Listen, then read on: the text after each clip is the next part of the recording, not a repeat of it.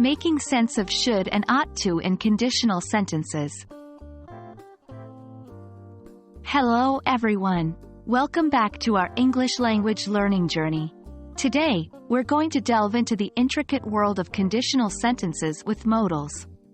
Specifically, we will look at how to use the modal verbs should and ought to in conditional sentences. This can be quite a challenging topic, but we're here to simplify it for you. Let's dive in. Before we jump into the nitty-gritty, it's important to have a clear understanding of what modal verbs are. They're unique types of verbs that express necessity, possibility, permission, or ability. In this video, we're focusing on two key modal verbs, should and ought to. Should is used to suggest that something is probable or recommended.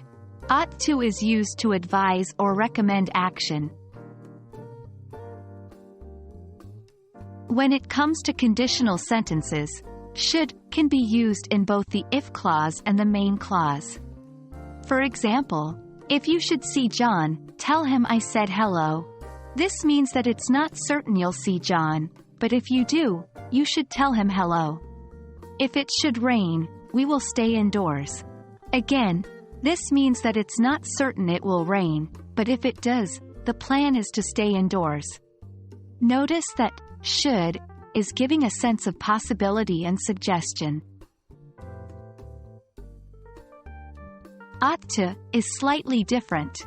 It's generally used to express something that is probable or expected, and it's often used in the main clause of conditional sentences. For example, if you want to improve your English, you ought to practice every day. Here, ought to is used to suggest a course of action that is highly recommended. Ought to gives a stronger sense of recommendation or advice. While should and ought to can often be used interchangeably, there's a slight difference in their connotation. Should often implies a sense of expectation or suggestion, while ought to generally carries a stronger sense of obligation or duty. Remember, use should when the action is possible or suggested. Use ought to when the action is highly recommended or expected. And there we have it.